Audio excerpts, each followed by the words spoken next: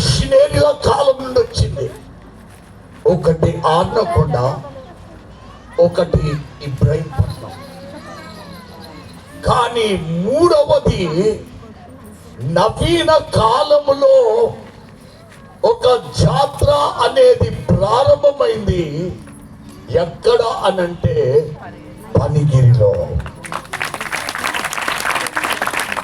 ఆ రెండు జాతరలు మిషనరీలు, విదేశ మిషనరీలు మొదలుపెట్టారు.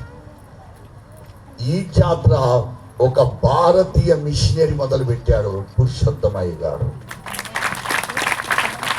కనుక ఈయన what I'm saying is those two jatras that are conducted in the diocese were started by the missionaries who came from abroad.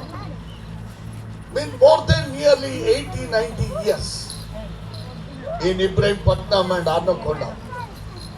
But this has been started 8 years back. I said those are started by missionaries, foreign missionaries. But this is started by the Indian missionary Purushottam. కనుక విదేశ మిషనరీలో ఉన్న ఆత్మ ఎవరిలో ఉన్నది? ఇప్పుడు ఎవరిలో ఉన్నది? Indian machinery Purushothamaiah గారిలో ఉన్నది.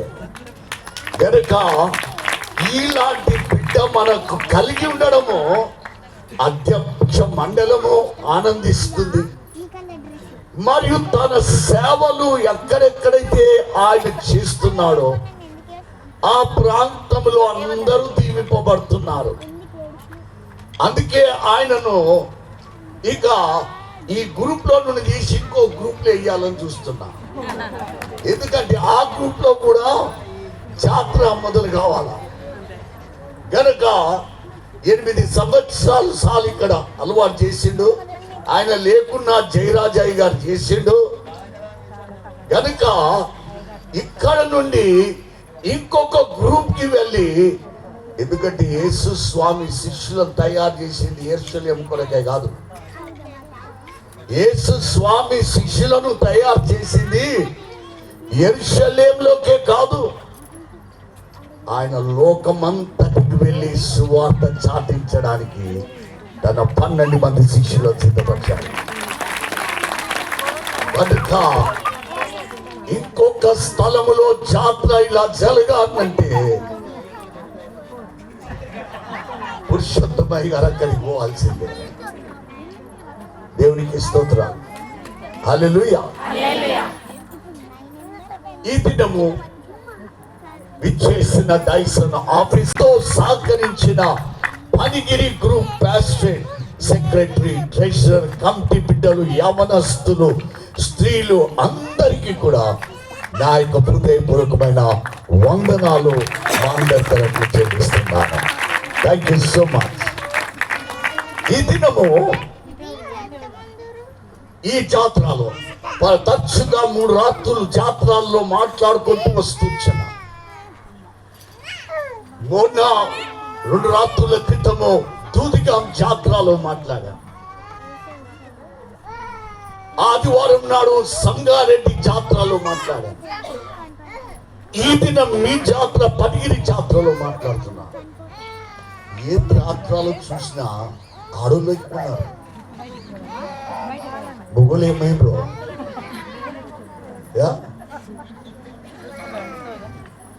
ఆడ 2-3 వర్షాలు ఉన్నారు అంతే.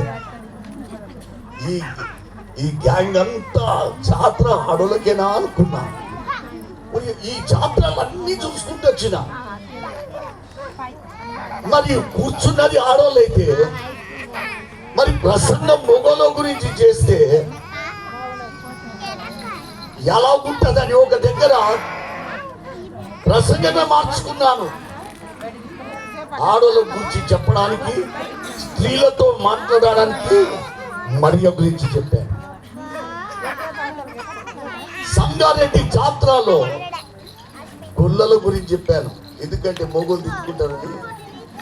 ఇక ఇద్దరికి సంబంధించింది గొల్లోలని, గొల్లోల గురించి చెప్పాను.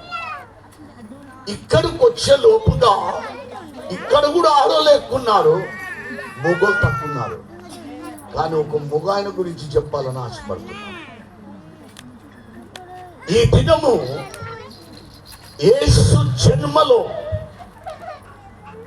ఒక మొగ వ్యక్తి ఎప్పుడు చూసినా అంతా ఈ క్రిస్మస్ పండుగ అనగానే మరియ గురించి ఎక్కువ మాట్లాడతారు, మరియ గురించిన పాటలే పాడతారు.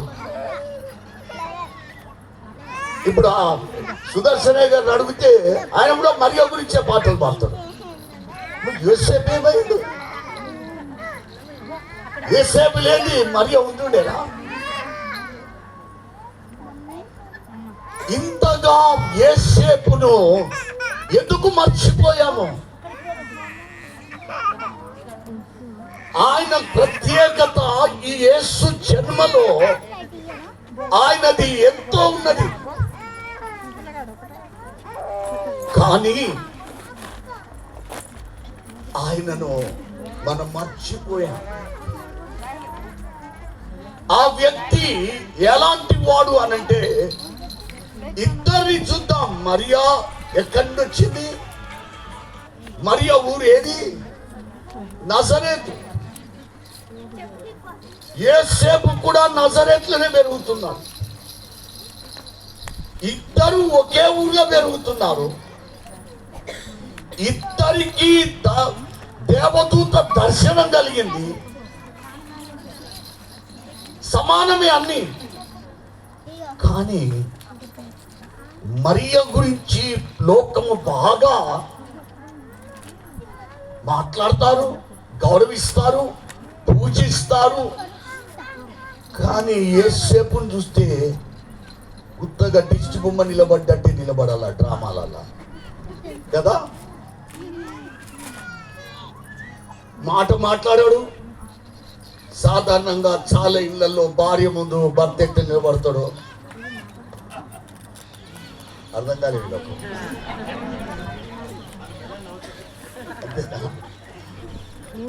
ఆలా పాపము యేసేపు ఒక్కడే ఆడ నిలబడుతున్నాడు కట్టె పట్టుకొని. మాట లేదు, ముచ్చట్లేదు. కొందరు భర్తలు ఎంత భయపడతారంటే భార్య దగ్గర నోరిపడానికి కూడా భయపడతారు. మరి అలాంటి టైపా యేసేపు? నిజంగా మీరు ఆలోచించండి. ఈ ఇద్దరు వ్యక్తులు సమానమే. ఇద్దరికి పరిశుద్ధ దైవాత్మ దేవదూత మాట్లాడింది. ఇద్దరిని దేవుడు ఎన్నుకున్నాడు. మరియనే కాదు, యోసేపును కూడా దేవుడు ఎన్నుకున్నాడు. కానీ ఒకరి జీవితము ఎందుకు అంతగా మనము ధ్యానించడం లేదు? ఈ వ్యక్తిలో మంచి ఏమి లేదా? ఆలోచిస్తే నిజంగా యోసేపు ఆయన యూదా వంశానికి చెందినవాడు. దావీదు దీంట్లో నుండి ఆయన వంశావళిలో ఆయన అల్లుకొని జన్మించినవాడు. ఇలాంటి మంచి చరిత్ర ఉన్నది. కొందరు సంబంధాలకు పోతే తాత ముత్తాతల గురించి మాట్లాడతారు. ఎందుకు? ఆ కుటుంబం ఎలాంటిదని తెలుసుకోవడానికి. యోసేపు యొక్క చరిత్ర కూడా చూస్తే, తాత ముత్తాతల వంశావళి చూస్తే మామూలు అల్లా తప్ప వంశావళిలో నుండి రాలేదు. చాలా మంచి వంశావళిలో నుండి వచ్చాడు దావీదు. ఇలాంటి వాడు ఎందుకు ప్రజలు అంతగా గుర్తించడం లేదు? చాలా గొప్ప వ్యక్తిగా తర్వాత దిగిపోతాడు, అయినా మనం పట్టించుకోలేము. అతడు ఎంత మంచివాడంటే, అతడి వృత్తి ఏంటమ్మా? అతడి వృత్తి వడ్రంగి వాడు, అంటే కష్టజీవి. అతడు తేరకు వస్తే భార్య భార్య సంపాదిస్తే బతికేటోడు కాదు. తల్లిదండ్రులు కష్టపడి పని చేసి వారు కూలినాలు చేసి తెచ్చే డబ్బుతోని జల్సాలు చేసే యోసేపు కాదు. ఇక్కడున్న యవనస్తులు లేదా తల్లిదండ్రులు కన్న బిడ్డలు, యవన బిడ్డలు, మీ కూలినాలు చేసే మీరు పోగు చేసిన డబ్బుల మీద జలసాలు చేసే కొడుకులు బిడ్డలు లాంటి వాడు కాదు యోసేపు.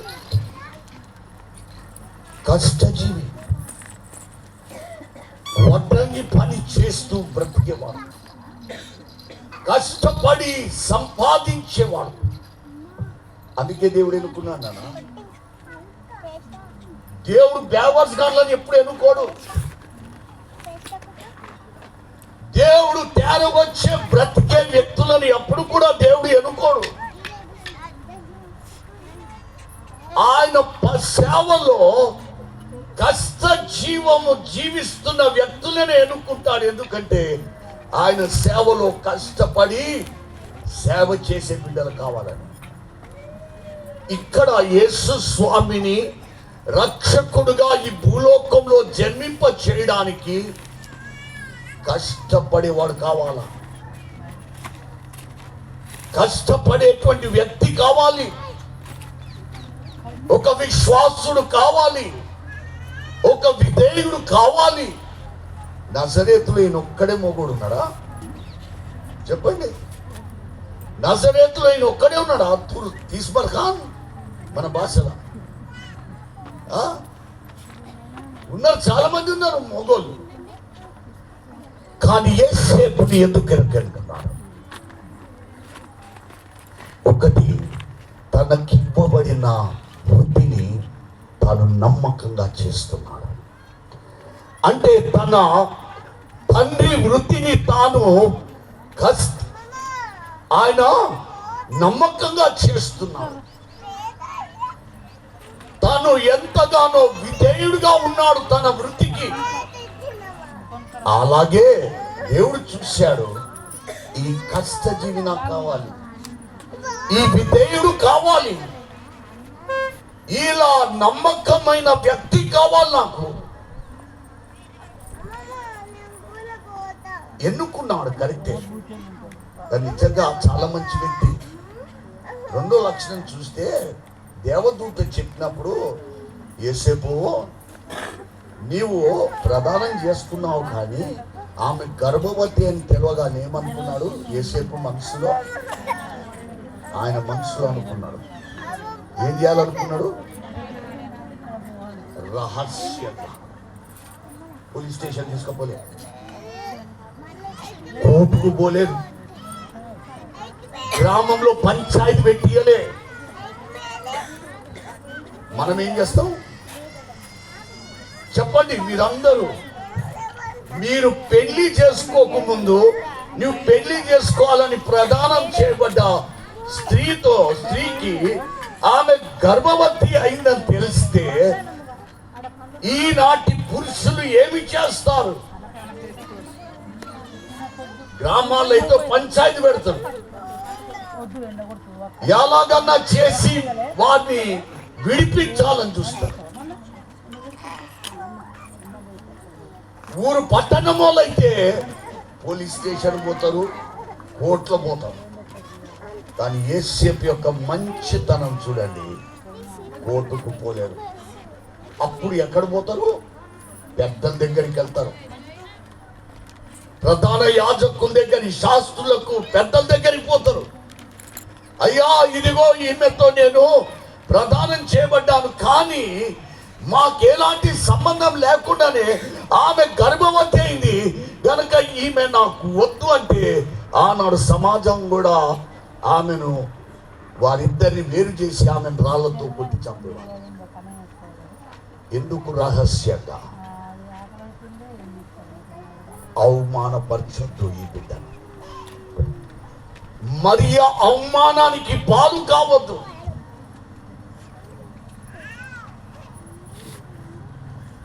ఈ స్త్రీ 10 మందిలో గౌరవంగా బ్రతకడానికి నేను ఈ బిడ్డను రోడ్డు మీద కీడువని నేను. చూడండి ఎంత మంచి లక్షణం.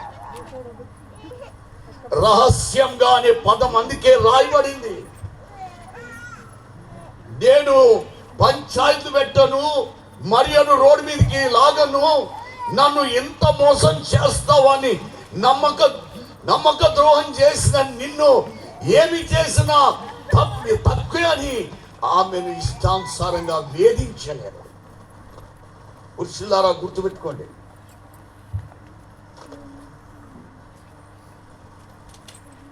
అయినా మరియను రహస్యంగా విడనాడడానికి ఆయన పూనుకున్నది ఏంటంటే ఆమె గౌరవము కాపాడడానికి. 10 మంది శాస్త్రులకు, ప్రధాన యాజకులకు, పెద్దలకు తెలిస్తే మరియను వారి రాళ్లతో కొట్టి చంపుతారు. వద్దు, ఈ బిడ్డ చంపబడవద్దు, ఈ బిడ్డ మరణానికి పుట్టలేదు, ఇలాంటి ద్రోమ వికారమైనటువంటి మరణానికి ఈ స్త్రీ జన్మించలేదు.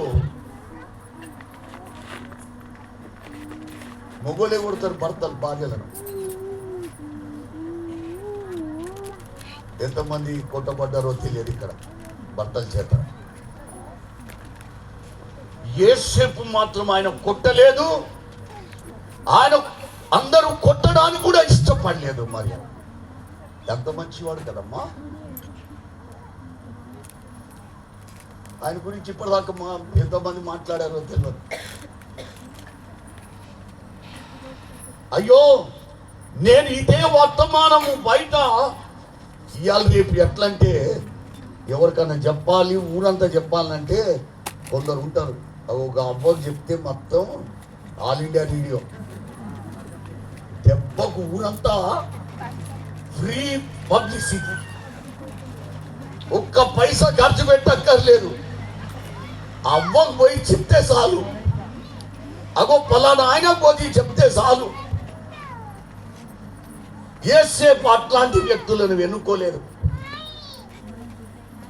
ఆయన ఎన్నడూ కూడా ఆలోచించలే. ఆలోచన తన జీవితంలో ఒకటి అనుకున్నాడు, రహస్యంగా ఆయన విడనాడు. ఎంత మంచివాడు కదా యేసేపు. నేను కొట్టను, ఎవరు కొట్టొద్దాను. ఈ దినం భర్తల్లారా, యేసేపు మనతో ఈ క్రిస్మస్ జన్మదిన సంబరాలలో అదే మాట్లాడుతున్నాడు. యేసేపు ఇంతగా ఎంత నిరుత్సాహం కలిగిండొచ్చు కదా. ప్రదానం చేసుకున్నాక కొన్నంత కోరికలు కోరుకొని ఉండొచ్చు. మరి ఇలాంటిది చక్కగా ఉన్నది, ముద్దుగున్నది, చాలా అందంగా ఉన్నది, ఈమె జుట్టు చూస్తే ఇంత మంచిగా ఉన్నది, ఆమె కళ్ళు ఇంత ఇదిగున్నాయి, ఆమె రంగు ఎంతో ఉన్నది అని చాలా వివరించుకుంటూ కలలు కనుక్కుంటూ ఎంతో ఆశపడి ఉండొచ్చు. ఒక్కటేసారి కొన్నంత కట్టుకున్న ఆశలు అంతా కూడా కూలిపోయినప్పుడు ఆ కోపంలో, ఆ రోషంలో, ఆ బాధలో మరి అని ఏం చేయాలో తెలియదు, కానీ ఏం చేయలేదు. కానీ యేసేపు మంచివాడు కాబట్టి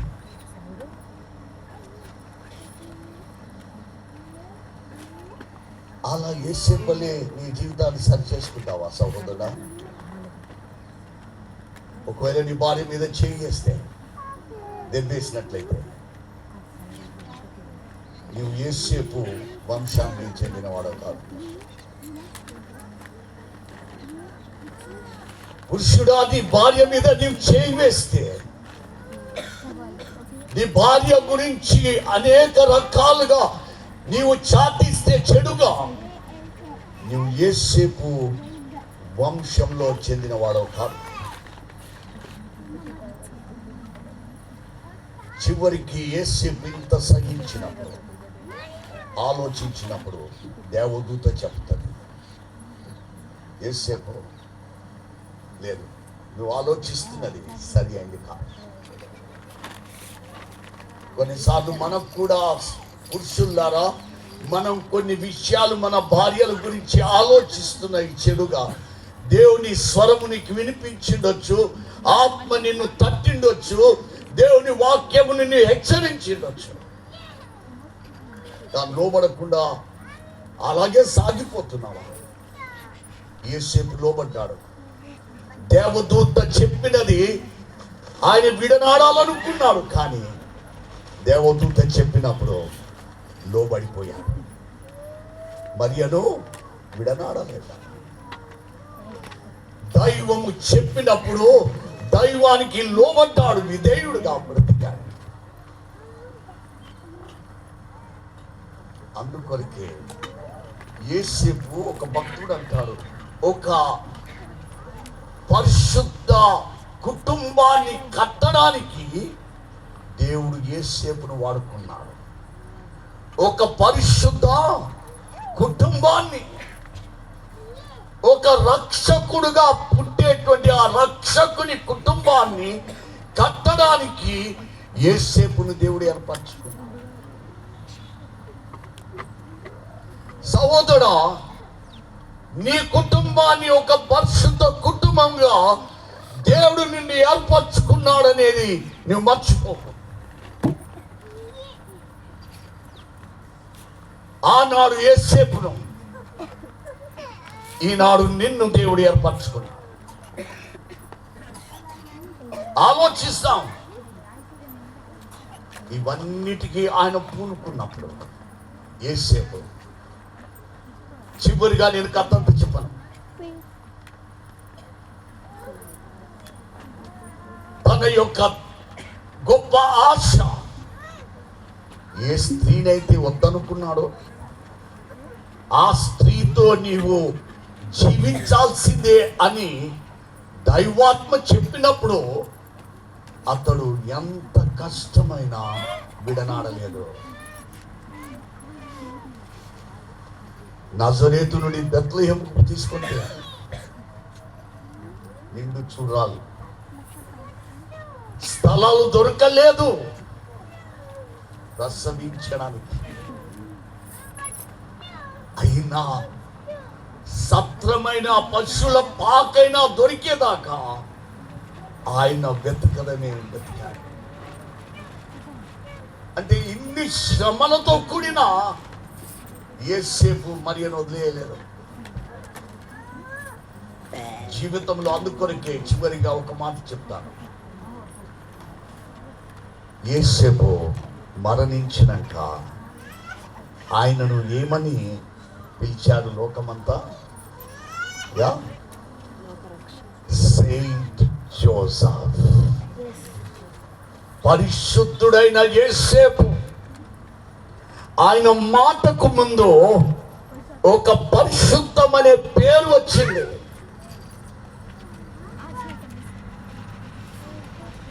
ఇది పైసలు పెట్టి కొనుక్కునేది కాదు.